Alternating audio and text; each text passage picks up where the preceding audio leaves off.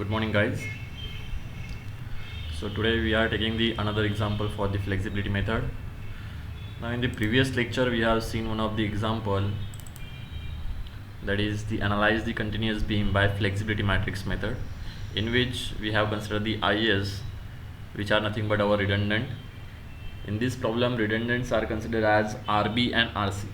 Now today we will take this similar problem with the same loading and whatever distances, but here we are changing the IS value, because why? IS will be 2 only, but whatever redundants we have considered here, RB and RC, obviously there should not be any changes if we change the redundant values.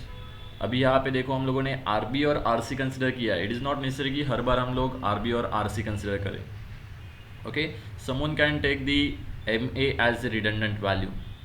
Okay, someone can take RB and MA, then we can take the RC and MA, someone take the VA and RB.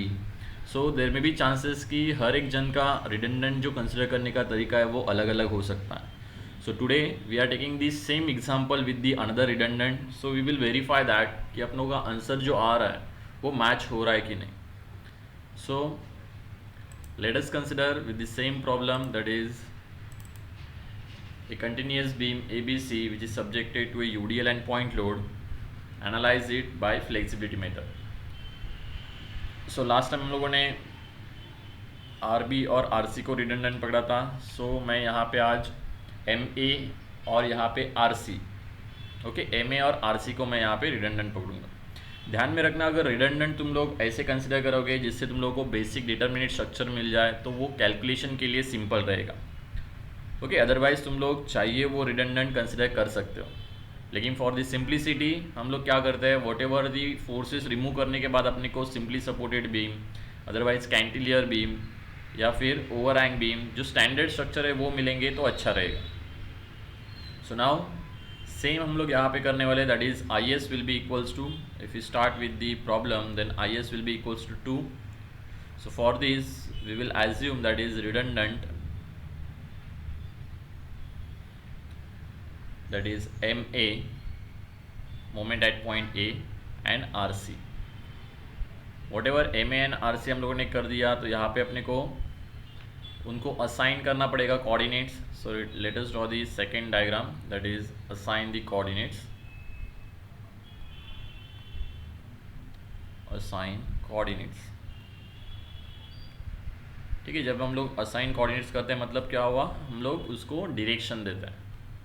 Obviously direction is important in the calculation, so we can take, that is, अभी अगर हम लोग MA यहाँ पे निकाल लेंगे तो ये क्या हो जाएगा, हिंज सपोर्ट हो जाएगा. let us draw this is hinge, then RB will be as it is. So we will apply the coordinates, that is MA and RC.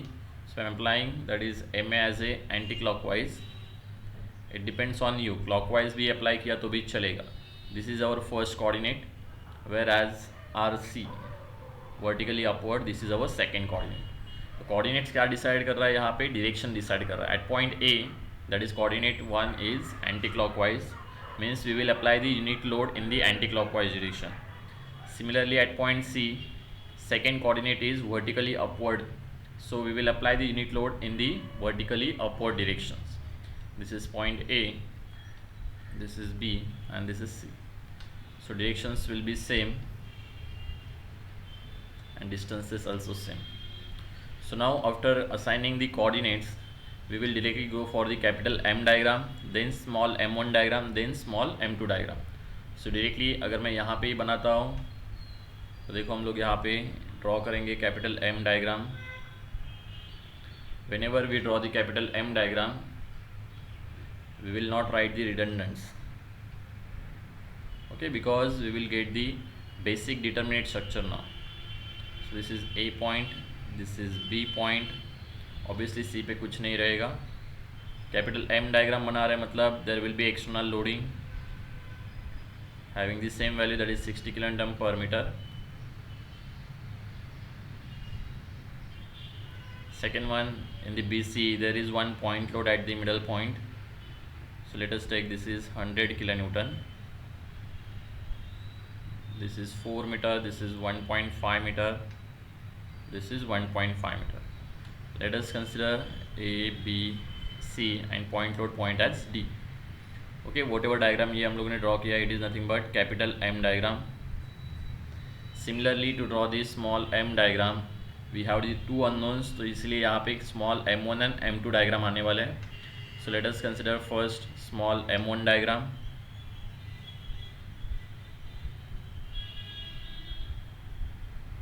To draw this small m1 and m2 diagram, what we are doing, we will remove the all external loading.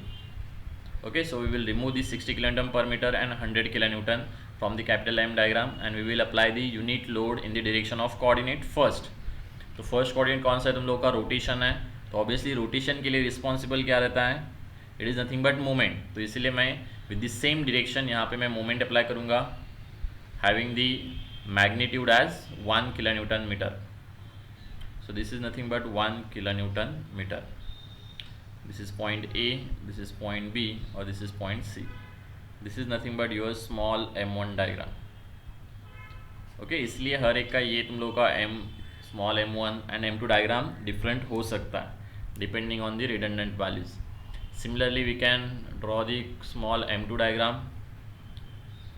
For small m2 diagram written, we will remove all the external loading and we will apply unit load in the direction of second coordinate. So second coordinate, if you observe, second coordinate is nothing but RC, which is upward. So we will apply RC this point as a 1 kN load. देखो deflection के लिए obviously vertical load था यहाँ पे, तो vertical deflection के लिए responsible क्या रहता है यहाँ पे, लोड. तो इसलिए हम लोग यहाँ पे वर्टिकल फोर्स अप्लाई कर रहे हैं 1 kN. This is point A, this is B, this is C. Obviously बीच में यहाँ पे एक डी पॉइंट भी है, तो वो अपने को यूज़ होगा. This is 4 metre, this is also 4 metre, this is 1.5, this is also 1.5. This is our small m2 diagram. After getting the capital M, small m1, m2 diagram, we will go for the delta L matrix, or we can say calculation of delta L and flexibility matrix. So for this we can take the another page. Let us take next step, that is calculation of delta L and flexibility matrix.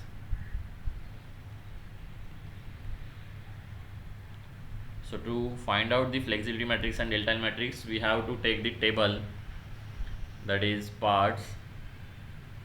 Same table we are taking, but यहाँ पे क्या होगा, coordinates change हो जाएंगे. Okay, this is AB, BD और DC, ये same ही रहने वाला है depending on the discontinuity of the structure. So A से लेके B तक तुम लोगों का continuous load है और uniform load है. So इसलिए AB के लिए एक ही यहाँ पे पार्ट हम लोग कंसिडर करेंगे, BD के लिए एक कंसिडर करेंगे, बिकॉज D क्रॉस करने के बाद तुम लोगों का मोमेंट इक्वेशन चेंज होगा ड्यू टू दिस 100 kN. और DC के लिए अपने को एक कंसिडर करना पड़ेगा. So we can take part AB,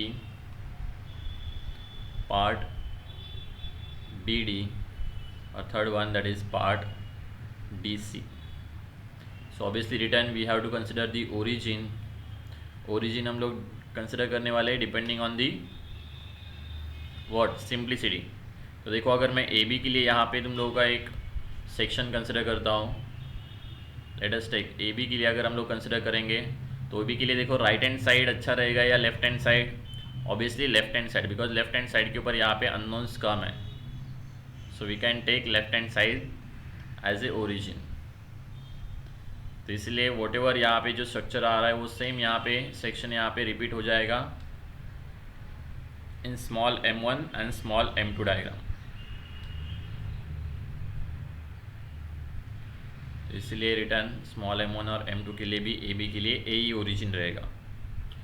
BD के लिए इफ़ यू ऑब्जर्व, BD के लिए देखो लेफ्ट हैंड साइड से अच्छा राइट हैंड साइड तुम लोगों को सिंपल है.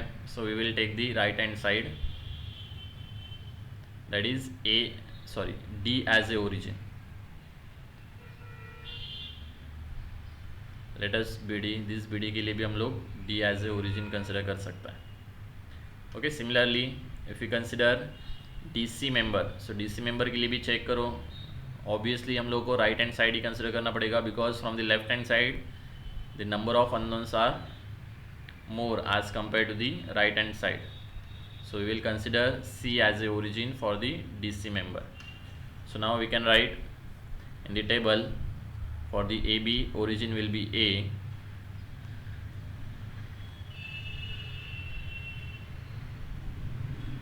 for the BD origin will be D, or for the DC origin will be C.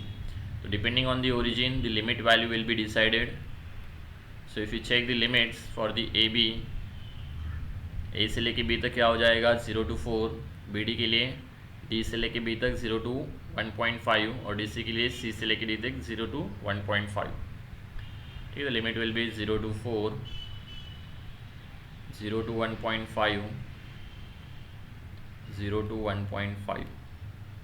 Okay, depending limit हम लोग चेंज कर सकते हैं depending on the origin. BD के लिए मैं D ओरिजिन पकड़ रहा हूँ, C भी ओरिजिन पकड़ सकता हूँ BD के लिए. Okay, if you want we can consider C also.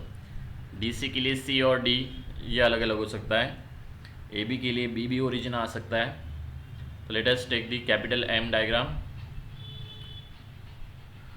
For the AB member. देखो A अपना ओरिजिन है तो ऑब्वियसली अपने को ये रिएक्शंस लगेंगे, that is reaction at point A.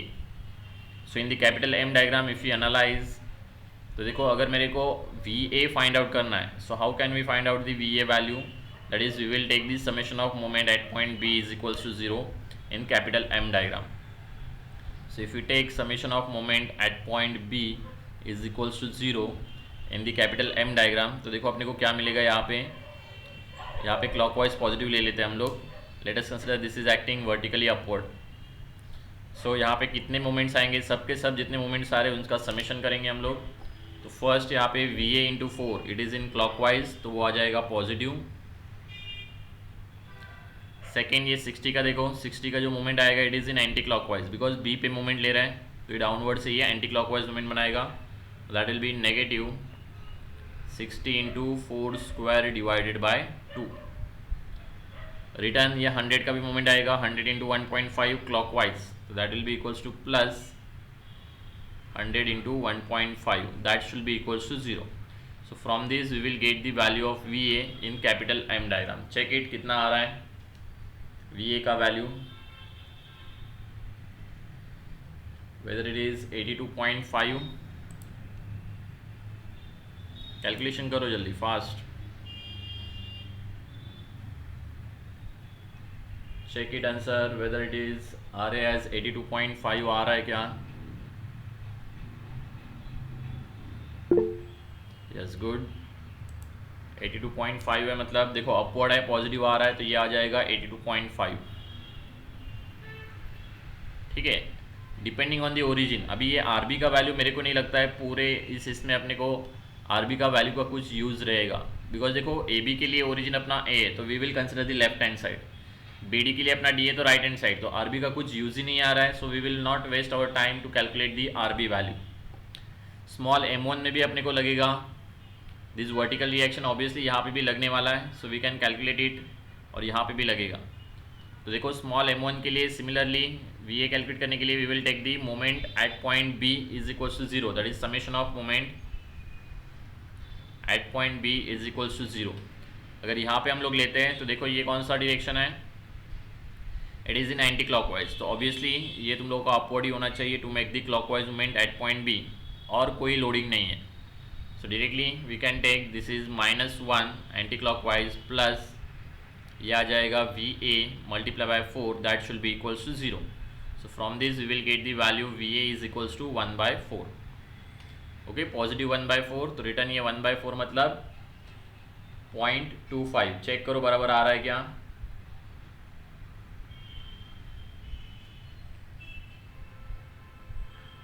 check it whether it is right or wrong. Okay, 0.25 आएगा ये, so we can write 0.25. Similarly for this also we have to take this summation. यहाँ पे भी अपने को summation of moment at point B is equals to 0 लेना पड़ेगा. तो देखो एग्जाम में करोगे तो थोड़ा सा स्पेस रख दो तुम लोगों के लिए, जिससे तुम लोग कैलकुलेशन कर पाओगे अगर नीडेड है तो. अदरवाइज अगर तुम लोगों को रिएक्शन निकालने की ज़रूरत नहीं है तो नहीं निकाला तो भी चलेगा. लेकिन if you are taking the moment for the particular point then we have to find out that reactions also. So if you take summation of moment at point B is equals to 0 in M2 diagram, so we can take that is this moment is that is 1 into 3. It is in anti-clockwise, so obviously this should be clockwise. Okay, that is VA multiplied by 4 will be balanced by 1 multiplied by 3. और कोई loading नहीं है, so directly we will get this value, that is VA will be equals to 3 by 4 which is nothing but 0.75. Okay, ये चाहिए तो निकाल सकते हो, आरबी का वैल्यू नहीं निकाला तो भी चलेगा. So let us start with the capital M diagram. First for the A B, if you observe the A B then A as a origin है अपना. तो देखो इस सेक्शन के ऊपर अपने को मोमेंट लेना है, तो फर्स्ट 82.5 मल्टीप्लाई बाय एक्स आएगा. लेफ्ट हैंड साइड है तो लेफ्ट हैंड साइड के ऊपर क्लॉकवाइज पॉजिटिव आता है, तो 82.5 multiply by x it will form A clockwise moment. So it will be positive, that is 82.5 into x. Second देखो यहाँ पे UDL भी है तो उसका भी मोमेंट आएगा.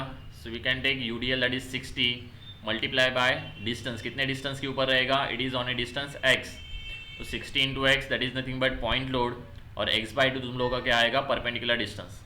तो that will be equals to minus 60 into x square divided by 2. और कोई लोडिंग नहीं है लेफ्ट हैंड साइड के ऊपर, तो इसलिए हम लोग यहाँ पे स्टॉप करेंगे.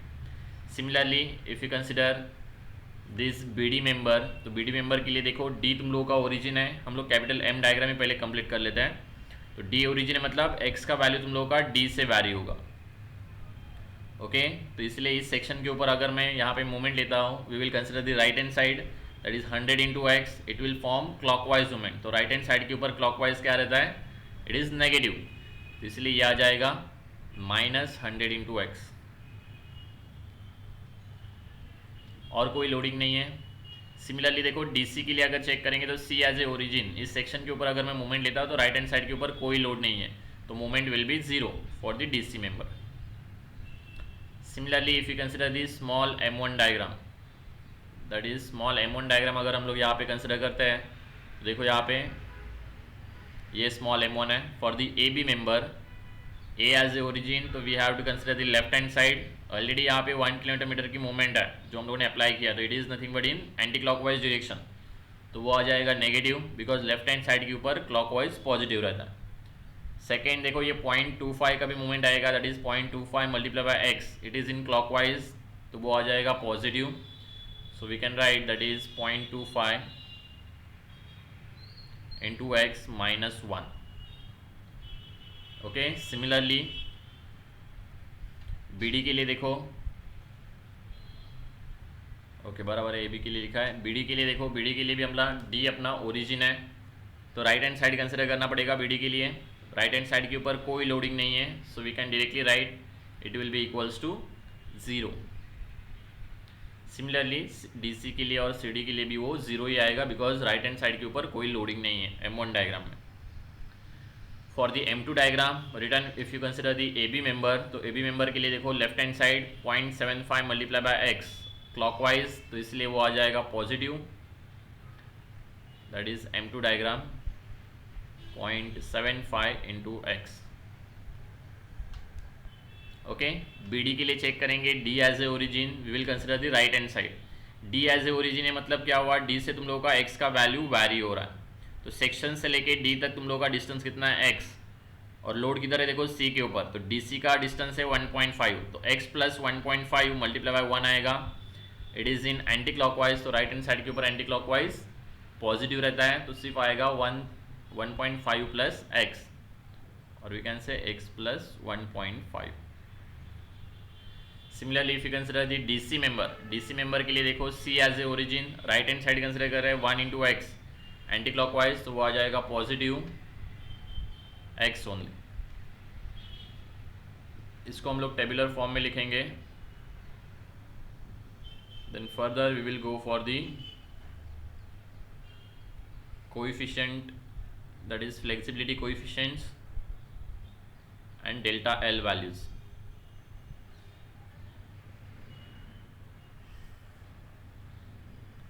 So let us take the first value, that is nothing but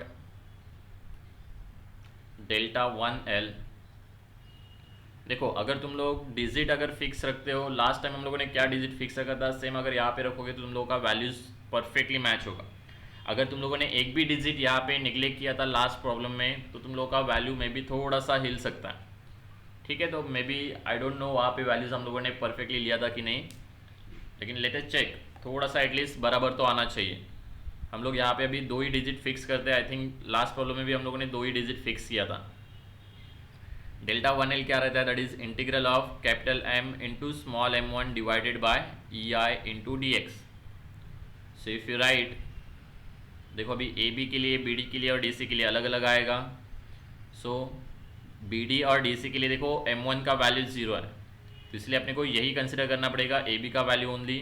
so we can take integral of 0 to 4, capital M diagram is that is 82.5x minus 30x square multiply by m1 is 0.25x minus 1 into dx divided bye तुम लोगों का EI value plus 0 obviously ये दोनों का value 0 आने वाला है, तो कैलकुलेशन की ज़रूरत नहीं है।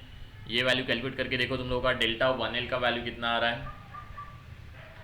Check it whether the delta 1L is 60 आ रहा है क्या, चेक करके देखो। -60, okay good.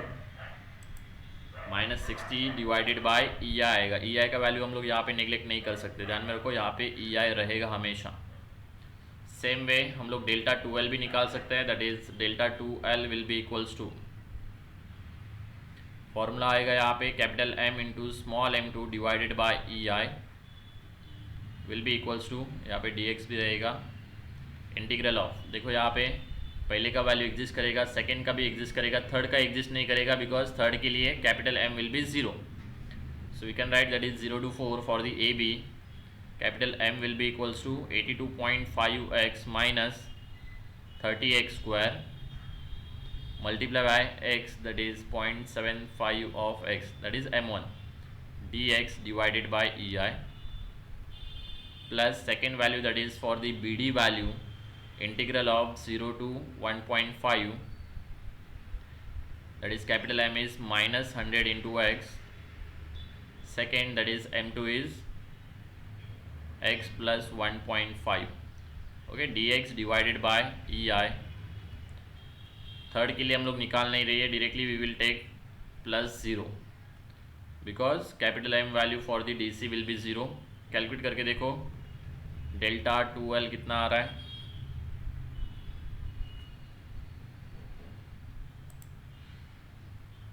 I think it is 4 something आएगा, 400 के इसमें आएगा, लेकिन चेक करके देखो वेदर इट इज़ राइट और रॉन्ग।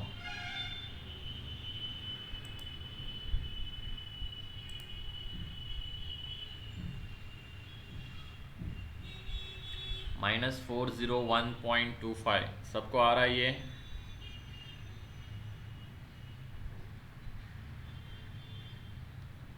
यस चेक करो। 4361, यस, और कोई आंसर चेक करो, दोनों में से कौन सा राइट है। 401, गुड, आंसर तुम लोगों का -401.25 है। So we can write this delta 2L will be equals to -401.25 divided by EI। okay, after getting this delta 1L delta 2L we will further go for the flexibility matrix। तो अभी 2/2 का flexibility matrix बनेगा यहाँ पे। so we can write first one that is F11 will be equals to integral of small m1 square divided by EI into dx। तो अभी तीनों के लिए m1 का वैल्यू एग्जिस्ट कर रहा है, आई थिंक सिर्फ एक के लिए है, AB के लिए, तो AB के लिए वैल्यू आएगा, so will be equals to integral of 0 to 4 m1 is 0.25x into 0.25x minus 1 square divided by EI into dx। yes, calculate करके बताओ ये कितना आएगा, whether it is 1.33, check it। Calculation करो, तब तक मैं दूसरा लिखता हूँ, that is 1.33. Good, this is 1.33 divided by EI. Similarly, we can calculate the second coefficient, that is F21 or F12 will be equals to integral of small m1 into small m2 divided by EI into dx will be equals to, first we will solve for the AB, that is nothing but 0 to 4. This is m1 value and 0.75x is m2. So 0.25x minus 1 into 0.75x into dx divided by EI plus बाकी के values तुम लोग zero हो जाएंगे because m1 का value BD और DC के लिए ज़ीरो है, तो ऑब्वियसली इन दोनों का मल्टीप्लिकेशन भी ज़ीरो हो जाएगा. So directly we will get the F12 और F21 value which is nothing but, check it, -2. Good. Okay, ऐसा ही स्पीड तुम लोगों का ऑब्वियसली एग्जाम में भी चाहिए, तभी जाके तुम लोग पेपर अटेम्प्ट कर सकते हो. This is nothing but -2 divide by EI. Similarly we can calculate the last value, that is F22 will be equals to integral of small m2 square divided by EI into dx. So obviously हर एक के लिए अभी तुम लोगों का m2 का value exist है, so we will start with the AB, that is 0.75x.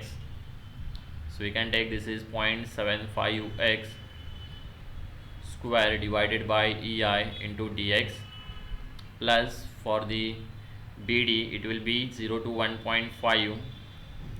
m2 value is x plus 1.5. this is nothing but x plus 1.5.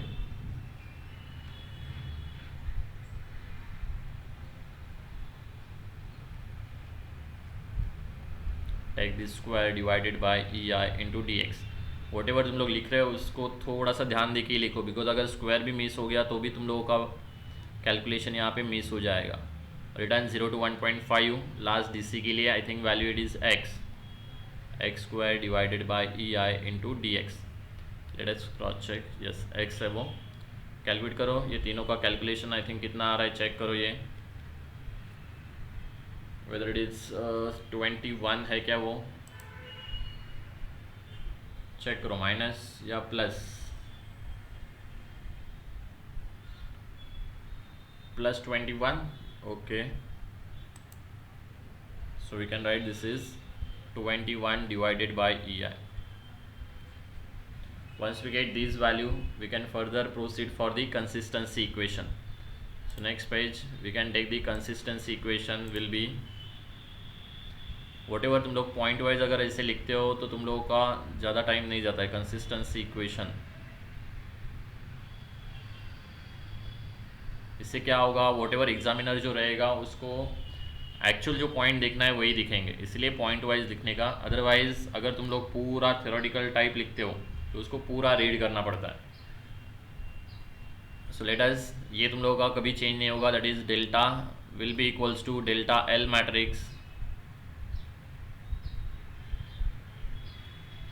अगर तुम लोगों को चाहिए तो ये ठीक से लिख सकते हो. आई डोंट नो, ये बुक में भी तुम लोगों को नहीं दिया रहेगा. देखो कॉलम मैट्रिक्स हम लोग इस ब्रैकेट से ही लिखते हैं, that column matrix will be equals to delta L. ये भी कॉलम मैट्रिक्स ही है, प्लस सिर्फ तुम लोग का फ्लेक्सिबिलिटी मैट्रिक्स है, इट इज़ स्क्वायर मैट्रिक्स. तो स्क्वायर मैट्रिक्स को हम लोग ये ब्रैकेट यूज़ करते हैं, मल्टीप्लाई बाय यहाँ पे आएगा return column matrix, it is nothing but redundant one. So let us, obviously delta का वैल्यू यहाँ पे 0 है बिकॉज दोनों पॉइंट के ऊपर कोई डिस्प्लेसमेंट एक्सटर्नल दिया नहीं है. अगर दिया रहेगा तो हम लोग यहाँ पे लिख देंगे. Then delta L value, delta L value अगर ऑब्जर्व करोगे तुम लोग, हम लोगों ने ऑलरेडी कैलकुलेट किया है delta L value. First one is -60 and second one -401. So we can write it -60 divided by EI और ये आएगा -401.25 डिवाइडेड बाय EI. सब में से हम लोग EI कैंसिल कर सकते हैं, प्लस ये आ जाएगा flexibility matrix. First one is 1.33 divided by EI. Second one that is nothing but second one हम लोगों ने -2 लिखा था, I think -2 divided by E आई, ये भी तुम लोग का -2 डिवाइडेड बाय ई आई आएगा। और लास्ट वन था I think 21 divided by E I, bracket close. और last column matrix is, first तुम लोगों का कोऑर्डिनेट था एम ए और सेकेंड कोऑर्डिनेट था I think R C. Check करो ये दोनों इक्वेशंस, अदरवाइज मैट्रिक्स भी सॉल्व किया तो भी चलेगा, लेकिन मैट्रिक्स सॉल्व करने से I think it is very easy to find out the और to solve the simultaneous equation. Solve करके बताओ, we will get the value of M A and R सी।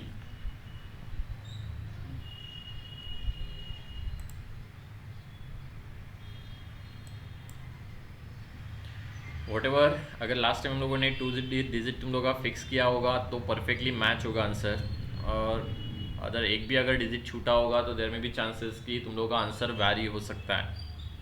ठीक है, थोड़ा बहुत वैरी होगा, ज़्यादा वैरी नहीं होगा, तो इसलिए एटलीस्ट फ्रंट साइड अगर तुम लोगों का सेम आ रहा है तो भी तुम लोगों का आंसर हम लोग राइट देते हैं मोस्टली। तो लेट अस चेक करो क्या वैल्यू आ रहा है, दैट इज एम ए और आर सी का,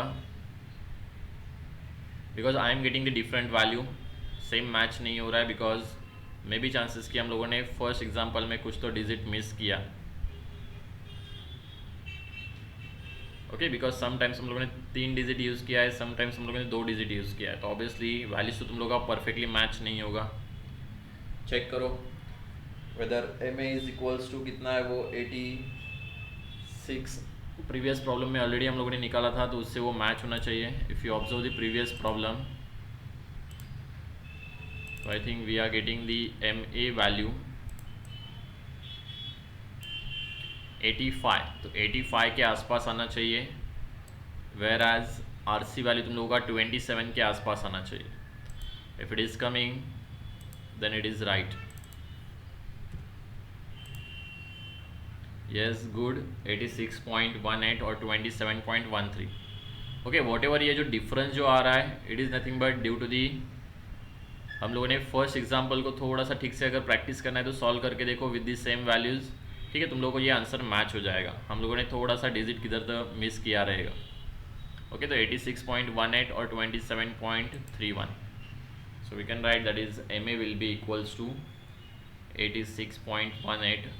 पॉजिटिव आ रहा है, इसका मतलब क्या, जो डायरेक्शन हम लोगों ने एज्यूम किया है it is right, and R C will be equals to 27.31 kilo newton. तो उसी डायरेक्शन में अपने को ये वैल्यूज़ मिल रहा है। ओके, वॉट एवर बाकी का जो है तुम लोग को ऑलरेडी पता है, we will consider the static equilibrium equations and then we will calculate the other तुम लोगों का अननोन जो रहेगा, unknown reactions, we will calculate it by using it.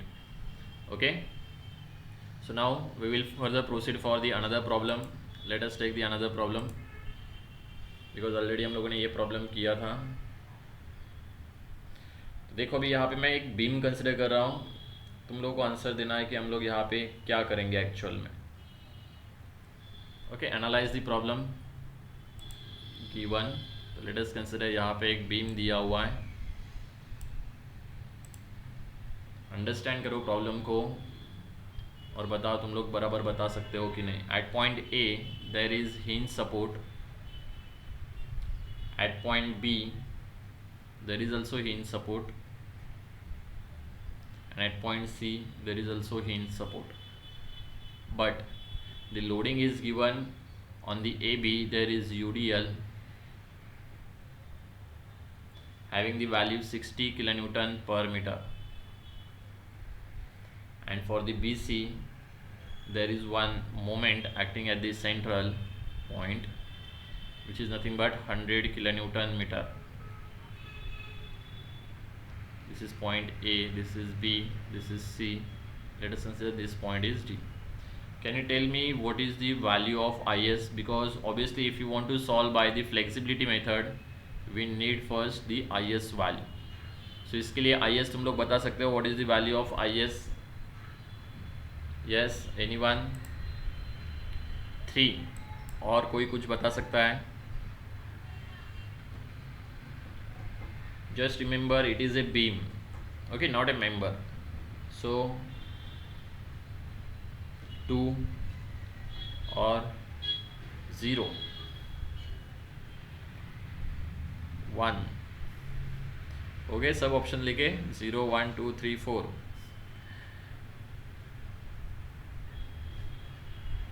Good. तुम लोग का जो आंसर जो रहेगा वो 1 रहेगा, बिकॉज ये क्या बोला है मैंने, बीम बोला हुआ है। तो बीम बोला है मतलब क्या होगा, हॉरिजॉन्टल लोडिंग नहीं है, तो we will not consider the horizontal reaction as well as the horizontal equation. So if you consider the I S, यहाँ पे देखो कैपिटल आर का वैल्यू जो रहेगा इट इज़ नथिंग बट, ये दो हम लोग नहीं कंसिडर करेंगे, यहाँ पे एक ही कंसिडर करेंगे, बिकॉज हॉरिजॉन्टल अपने को नेग्लेक्ट करना पड़ेगा, बिकॉज हॉरिजॉन्टल कोई लोडिंग नहीं है। तो 1 2 3 देयर विल बी 3 अननोन्स जो अपने को फाइंड आउट करने रहेंगे।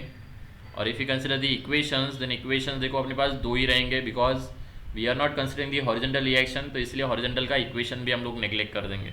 सो if you take the I S value, then I S will be equals to 3 - 2 which is nothing but 1। तो इसलिए एग्जाम में कभी कभी कंफ्यूज करने के लिए तुम लोगों को ये सपोर्ट दिए गए रहेंगे। सो ध्यान में रखना, अपने को ये सपोर्ट से कंफ्यूज नहीं होना है। आई एस का वैल्यू डिपेंड रहेगा, अगर बीम दिया है तो तुम लोग को हॉरिजॉन्टल रिएक्शन कंसिडर करने की ज़रूरत नहीं है। अगर बीम नहीं रहता था then we will consider the horizontal reactions. So for this if you consider, let us consider the redundants as a RC. Okay, because जो सिंपल रहेगा वही हम लोग कंसिडर करेंगे, तो रिडंडेंट हम लोग आरसी कंसिडर करेंगे। सो if you consider the redundant, let us, मैं ये डायग्राम में रिडंडेंट का डायरेक्शन इंडिकेट कर लेता हूँ। This is nothing but your first coordinate, एक ही कोऑर्डिनेट है अपना, तो directly we can draw the capital M diagram. Capital M diagram के लिए देखो यहाँ पे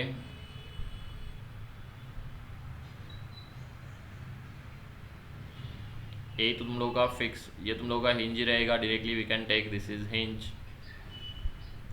बी भी तुम लोगों का हिंज ही है। सी पे मैंने यहाँ पे ये निकाल दिया, तो यहाँ पे लिखने की ज़रूरत नहीं है। ओके, ये रोलर लिख दिया तो भी चलेगा, बिकॉज हिंज और रोलर से कुछ फ़र्क नहीं पड़ता इन बीम। एक्सटर्नल लोडिंग वैसे ही रहेगा for the capital M diagram, this is nothing but 60 kilonewton per metre. और यहाँ पे एक मोमेंट है 100 किलोन्यूटन मीटर की। So this is point A, this is point B, this is C और D. Distances will be same, this is I think 5 metre, this is 2.5, this is also 2.5। Okay, this is our capital M diagram. So whatever origin हम लोग consider करेंगे उसके हिसाब से अपने को calculation करना पड़ेगा। तो यहाँ पे मैं ओरिजिन कंसिडर कर लेता हूँ, बिकॉज वॉट एवर कैलकुलेशन तुम लोग करोगे वो भी तुम लोगों को लिखना पड़ेगा यहाँ पे। सो let us consider, if you consider A B member, तो ऑब्वियसली ए बी मेंबर के लिए अपने को ए एज ए ओरिजिन कंसिडर करना पड़ेगा। ठीक है, बिकॉज बी ओरिजिन कंसिडर कर लिया तो इतने सारे लोड्स अपने को कंसिडर करने पड़ेंगे राइट हैंड साइड से। सो लेफ्ट हैंड साइड के ऊपर कम लोड है, तो इसलिए हम लोग लेफ्ट हैंड साइड को ही यहाँ पे ओरिजिन कंसिडर करेंगे। This is nothing but x. Similarly if you consider the B D member, obviously यहाँ पे डी के बाद यहाँ पे मोमेंट चेंज होगा, तो बी डी मेंबर के लिए अपने को सेक्शन कंसिडर करना पड़ेगा अलग से।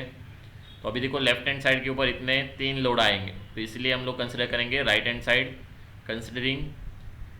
अभी देखो यहाँ पे मैं एक तुम लोग को नया एक चीज़ सिखाता हूँ, यहाँ पे हम लोग इसको सी एज ए ओरिजिन कंसिडर करेंगे। ओनली बी डी के लिए मैं सी ओरिजिन कंसिडर कर रहा हूँ। ओके, इससे तुम लोगों को पता चलेगा कि हम लोग ओरिजिन कैसे भी वैरी कर सकते हैं, इट डजेंट मैटर। तो देखो यहाँ पे बीडी के सेक्शन के लिए भी मैंने सी ओरिजिन पकड़ा है, और लेट अस कंसिडर जो तुम लोगों का डीसी का जो सेक्शन रहेगा उसके लिए भी हम लोग सी ओरिजिन पकड़ेंगे।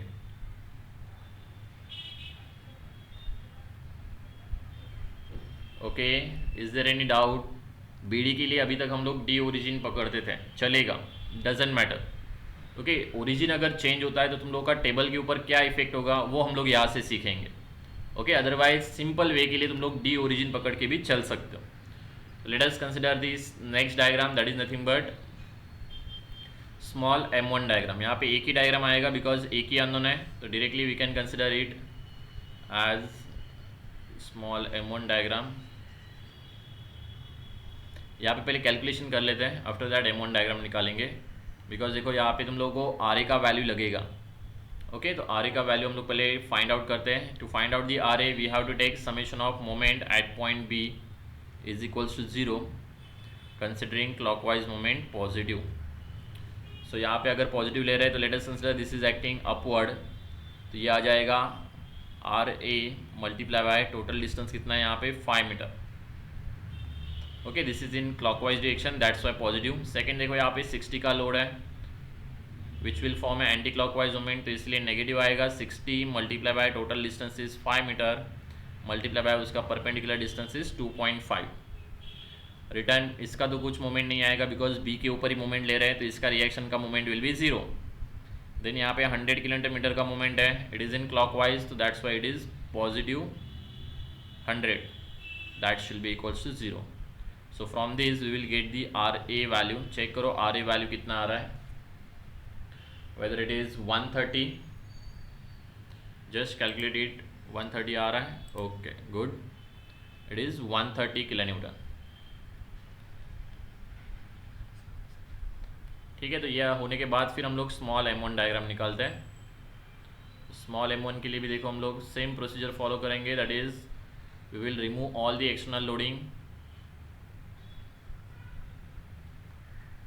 And we will apply the unit load in the direction of redundant, okay, और कोऑर्डिनेट। तो यहाँ पे एक्सटर्नल लोडिंग के बाद देखो आरसी अपना कोऑर्डिनेट था, वर्टिकली अपवर्ड हम लोगों ने एज्यूम किया था, तो यहाँ पे मैं वर्टिकली अपवर्ड 1 किलोन्यूटन का लोड लगा देता हूँ। ओके, डिस्टेंसेस तुम लोगों के सेम ही रहेंगे, this is 5 metre, this is 2.5, this is also 2.5, बीच में यहाँ पे डी पॉइंट है वो लगेगा बिकॉज हम लोग के जो सेक्शंस है वो रिपीट होने वाले हैं। सो सेक्शंस हम लोग जैसे थे वैसे के वैसे यहाँ पे रिपीट कर देंगे।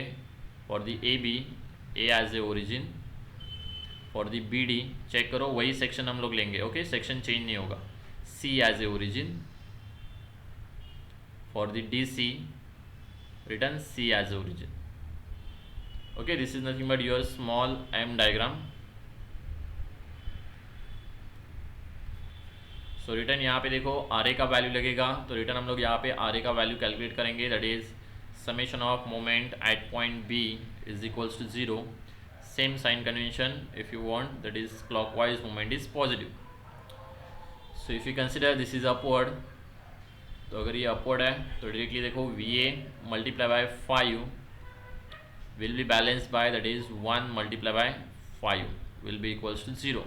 So from this we will get the VA value, that is 1 kilonewton.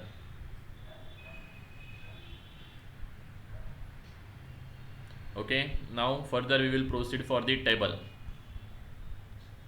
तो टेबल के लिए देखो रिटर्न हम लोगों का टेबल सेम ही रहेगा for the calculation of the flexibility matrix and delta matrix. First one column, that is nothing but parts, then we will go for the origin, then we will go for the limit, then capital M diagram, then small m1 और m part यहाँ पे आएगा। First is A B part, then B D part and third one that is nothing but D C part. अभी origin देखो मैंने A B के लिए ए consider किया है, बी डी के लिए हम लोगों ने, if you observe B D के लिए भी हम लोगों ने सी ओरिजिन कंसिडर किया है। ओके, डजेंट मैटर, देखो अभी कैसे होगा ये। और डीसी के लिए भी हम लोगों ने सी ओरिजिन कंसिडर किया। जब मैं ए बी की बात करूँगा तो देखो यहाँ पे ए बी के लिए ए ओरिजिन मतलब एक्स का वैल्यू 0 यहाँ से स्टार्ट हो रहा है, बी पे वो 5 होगा, तो इसलिए ओरिजिन तुम लोग का इसके लिए लिमिट आएगा 0 to 5। बी डी के लिए देखो अभी, बी डी के लिए हम लोगों ने क्या किया है, सी एज ए ओरिजिन किया है। सी ओरिजिन किया मतलब क्या है, एक्स का x is equals to 0 at point C. जैसे जैसे मैं आगे जाऊंगा x is equals to 2.5 at point D और x is equals to 5 at point B। अपने को कौन सा लेना है, BD पॉइंट लेना है, BD मेंबर लेना है। तो BD मेंबर देखो कौन से लिमिट में बैठता है, that is x is equals to 2.5 to x is equals to 5। Okay, उस लेंथ के x के लेंथ में कहाँ पे BD मेंबर बैठ रहा है वो अपने को लिमिट देखना है। अभी जैसे AB के लिए देखो A ही ओरिजिन था, तो A इज इक्वल्स टू 0 से लेके 5 तक हम लोग ले रहे थे। अभी इस BD मेंबर के लिए C ओरिजिन है, तो C x is equal to 0 put किया तो हम लोग कहाँ पे रहेंगे, C पॉइंट के ऊपर। x इज इक्वल टू 2.5 किया तो D पॉइंट के ऊपर, और x इज इक्वल टू 5 किया तो B पॉइंट के ऊपर। तो इसलिए BD अपने को कंसिडर करना है, तो D से लेके B तक दैट इज 2.5 से लेके 5 तक लिमिट चला जाएगा। तो ये अपना लिमिट आ जाएगा, that is 2.5 to 5। Are you getting my point? देखो लिमिट हम लोग चाहिए वैसे वैरी कर सकते हैं। इसमें कुछ क्वेरी है क्या तुम लोगों को? चेक करो, हम लोग BD मेंबर ले रहे हैं, अगर C पे रहेंगे तो obviously x is equal to 0 रहेगा, तो 0 से स्टार्ट नहीं होगा अभी यहाँ पे limit. Okay, what ever limit जो रहेगा वो 0 से नहीं स्टार्ट होगा, वो d से स्टार्ट होगा, यानी कि x इज इक्वल टू 2.5 से स्टार्ट होगा up to the x is equal to 5 तक, दैट इज b पॉइंट तक। तो BD मेंबर वहां पे ही बैठ रहा है, तो इसलिए हम लोगों ने टेबल में लिखा 2.5 से लेके 5। Okay, are you getting it? Yes और no?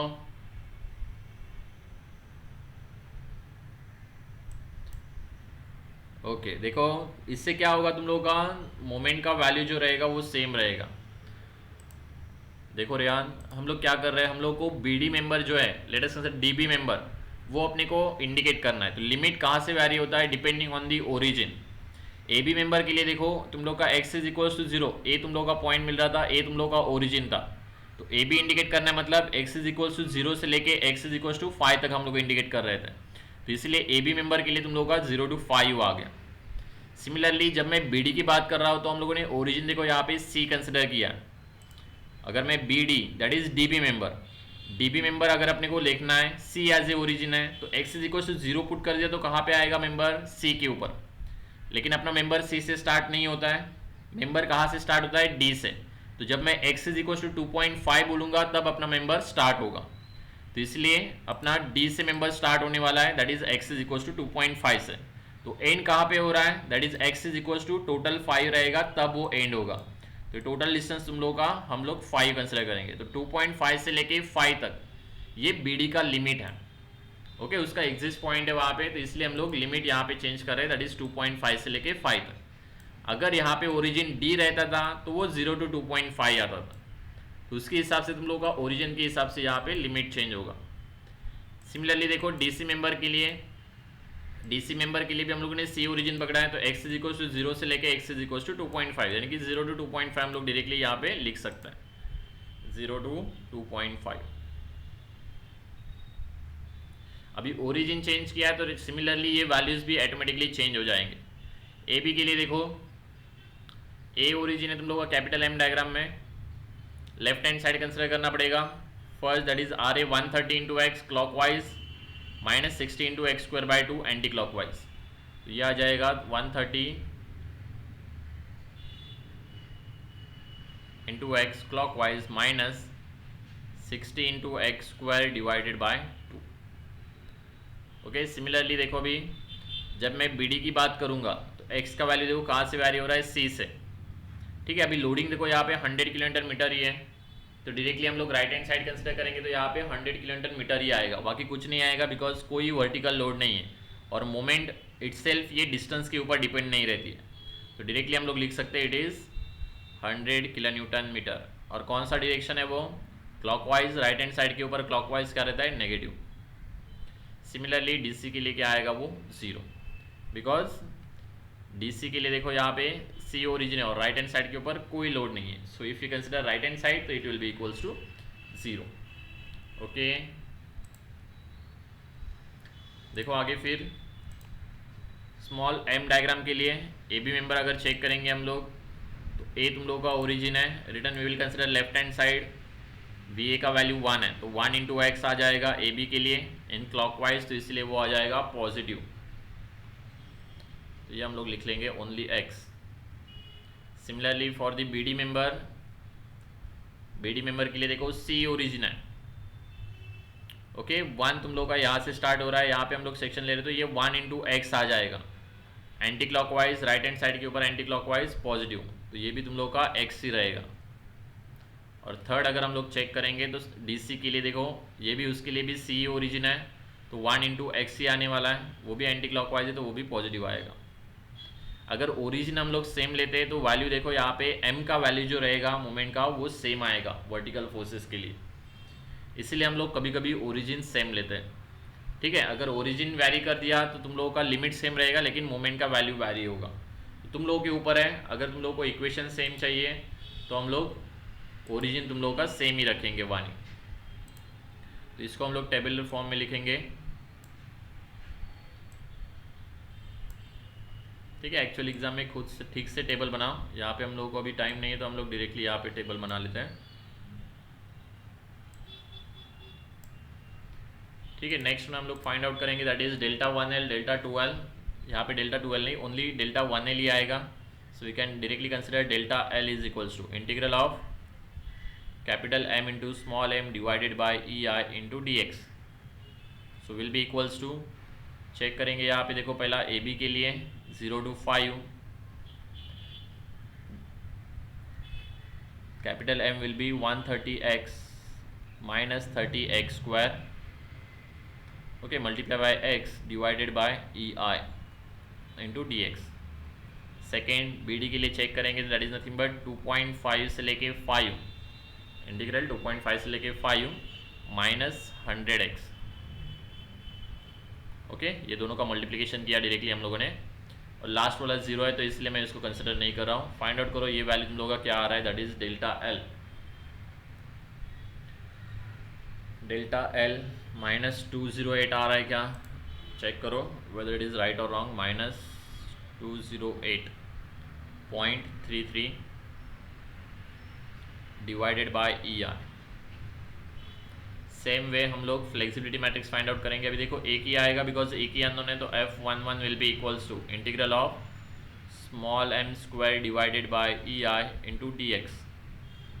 So will be equals to, देखो अभी स्मॉल m तीनों के लिए है, तीनों के लिए x की वैल्यू है. सिर्फ यहाँ पे तुम लोग का लिमिट चेंज हो जाएगा. First one is 0 to 5 x square divided by EI into dx, plus second के लिए लिमिट है तुम लोग का 2.5 से लेके 5 x square divided by EI into dx, plus third के लिए तुम लोग का लिमिट है 0 to 2.5, वैल्यू तुम लोग का m का सेम ही है, that is x square divided by EI into dx.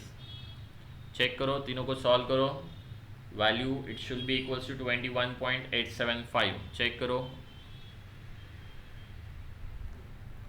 आ रहा है कि नहीं ये value.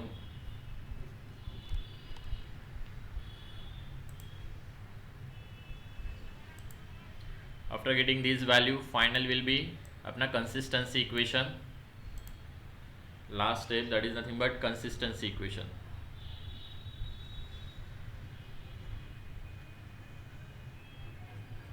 Consistency equation will be constant, that is delta will be equals to delta L plus F into R.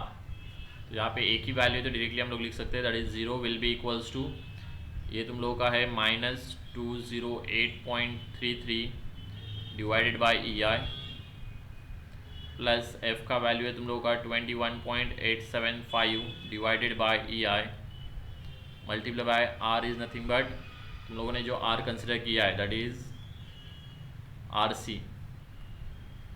This is RC value redundant. So by solving it you will get the RC value, that is RC will be equals to 9.52 kilonewton.